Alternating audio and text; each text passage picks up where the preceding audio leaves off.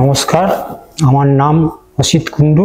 আমি জাঙ্গিপাড়া থানা, হুগলি জেলা, রাজবোলা গ্রাম থেকে বলছি।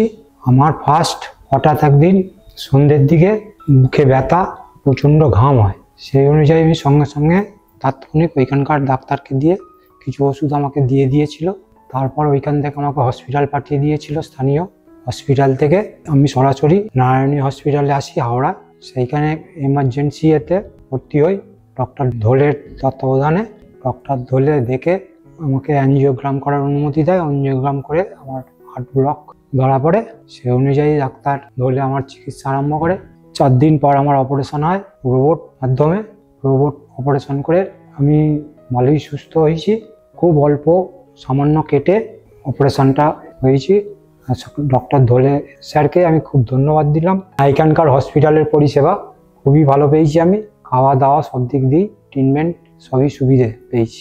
নমস্কার। মিস্টার অসিত নন্দী, উনি আমাদের কাছে হার্ট অ্যাটাক নিয়ে ভর্তি হয়েছিলেন। ওনার একটা অ্যান্টেরিয়র ওয়াল এসটি এলিভেটেড এমআই হয় এবং সেখানে আমরা দেখেছি যে অ্যাঞ্জিওগ্রাফি করে ওনার ক্রিটিক্যাল টিভিসিএডি থাকে, 3টে ব্লাড ভেসেলই অক্লুডেড এবং তার সাথে লেফট মেন করোনারি আর্টারিও ভীষণভাবে অক্লুডেড ছিল।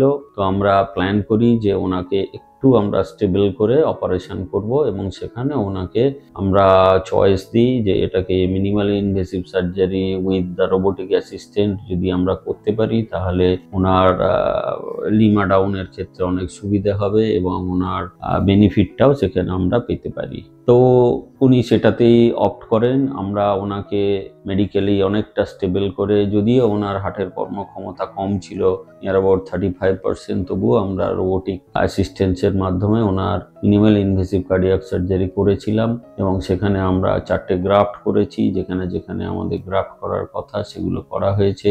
ওনার পোস্ট অপারেটিভ আনইভেন্টফুল ছিল পোস্ট অপারেটিভ পিরিয়ড এবং ওনাকে আমরা 5th পোস্ট অপারেটিভ ডেতে ডিসচার্জ করে দিই। পেশেন্ট আজকে আমাকে দেখিয়ে গেছে 7 দিনের মাথায়, খুবই ভালো আছে। সামান্য একটু বুকের দিকটায় ব্যথা বলছে, আদারওয়াইজ কোনো কষ্ট নেই, কোনো শ্বাসকষ্ট নেই এবং অপারেশনের আগে যে ধরনের সিমটম নিয়ে ভর্তি হয়েছিল তার কোনো কিছুই নেই। তো এই ক্ষেত্রে আমরা একটা কথাই বলবো যে robotic assisted coronary artery bypass সার্জারির ক্ষেত্রে আমরা যদি একটু কম ইজেকশন ফ্র্যাকশনেরও হার্ট পাই, সেখানেও আমরা কিন্তু এই মিনিমাল ইনভেসিভ কার্ডিয়াক সার্জারি করতে পারি যদি পেশেন্টকে আমরা একটু স্টেবল করে নিই বা একটু সুস্থ করে নিই। Robotic assisted minimal invasive cardiac সার্জারির অ্যাডভান্টেজ যেগুলো আমরা আগেও বলেছি, যে এখানে কম রক্তপাত হয় এবং পেশেন্টকে আমরা ব্যথা কম পায়, পেশেন্টকে খুব তাড়াতাড়ি আমরা ডিসচার্জ করতে পারি এবং পেশেন্ট নিজেও সুস্থ হয়ে খুব তাড়াতাড়ি তার নিজের অ্যাক্টিভ লাইফে ফিরে যেতে পারে। তো এই ক্ষেত্রে আমরা এই 7 দিনে যে ধরনের ডেভেলপমেন্ট আশা করি সেই রকমই আমরা পেয়েছিলাম ওনাকে। আর পোস্ট অপারেটিভ পিরিয়ড তো খুবই ভালো ছিলেন উনি, কোনো রকম সেখানে ইভেন্ট হয়নি বা কোনো রকম সমস্যা দেখা দেয়নি। তো এখানে আমরা রোবোটিক অ্যাসিস্টেড কার্ডিয়াক সার্জারির মাধ্যমে মিনিমাল ইনভেসিভের যে অ্যাডভান্টেজ দেওয়ার কথা ছিল প্রায় প্রত্যেকটাই ও ফুলফিল করতে পেরেছে।